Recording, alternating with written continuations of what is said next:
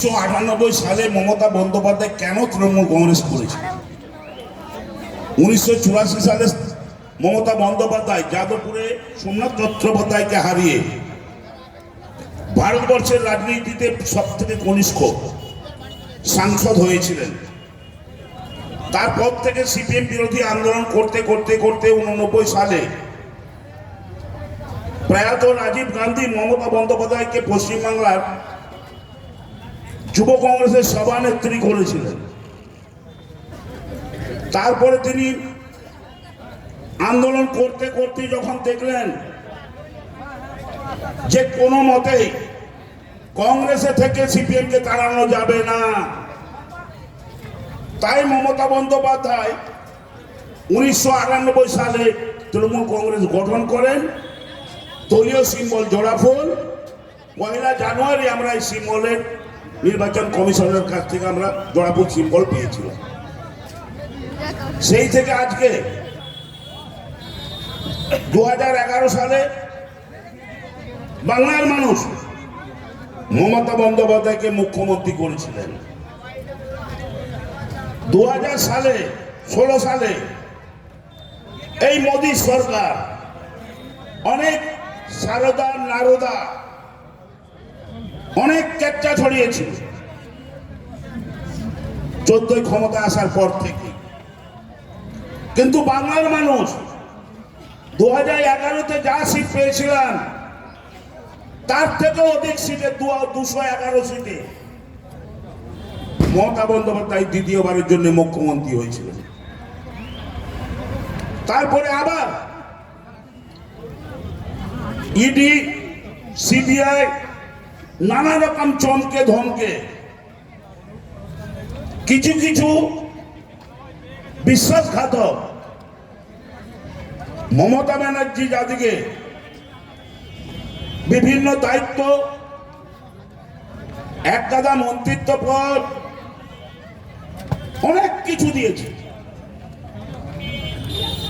College গেটের ছেলেকে,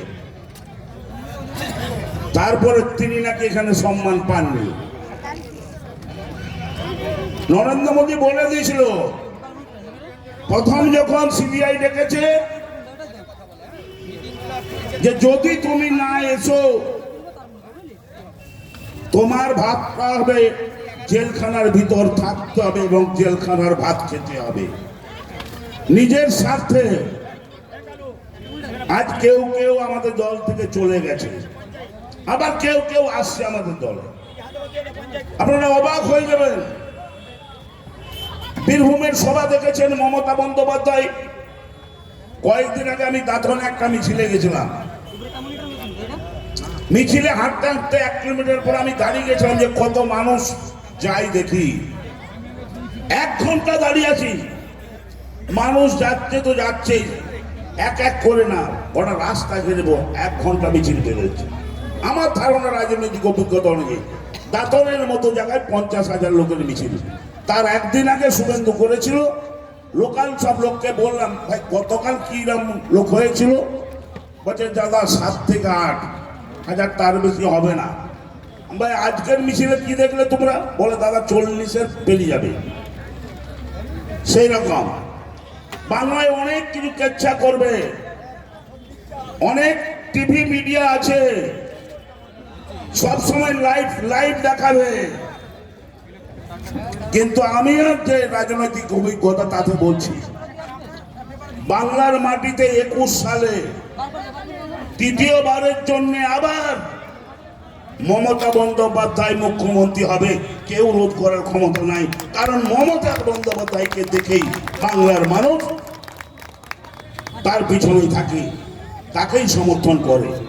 আপনারা দেখেছেন প্রশাসনিক মিটিংগুলো আগে কোথায় হতো? রাইডার্স, তারপর নবান্ন।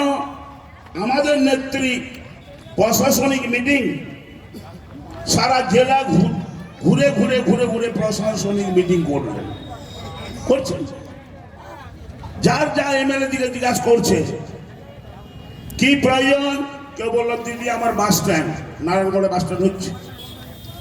আমাদের শিউলি এমএলএ কে জিজ্ঞাসা করলো কি প্রয়োজন, না একটা SC ST দের স্কুল করতে হবে। অলরেডি জমি দেখা হয়ে গেছে, কাজ চলছে। দুয়ারে সরকার কে নিয়ে এলো? মমতা বন্দ্যোপাধ্যায়।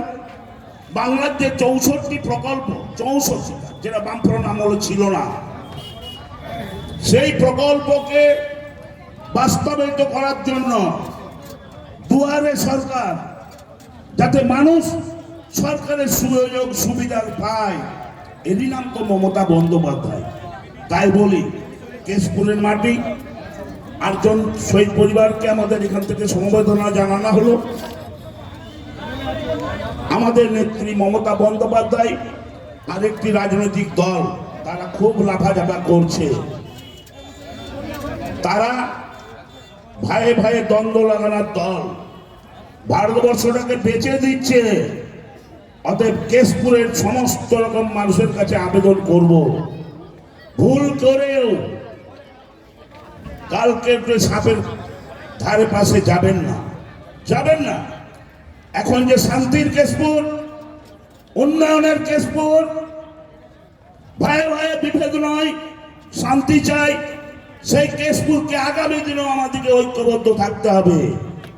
একটাই পার্টি, তার নাম হচ্ছে তৃণমূল কংগ্রেস, একটাই নেত্রী, তার নাম হচ্ছে মমতা বন্দ্যোপাধ্যায়। মমতা বন্দ্যোপাধ্যায় জিন্দাবাদ, মমতা বন্দ্যোপাধ্যায় জিন্দাবাদ, মমতা ব্যানার্জি। জয় হিন্দ, বন্দে মাতরম।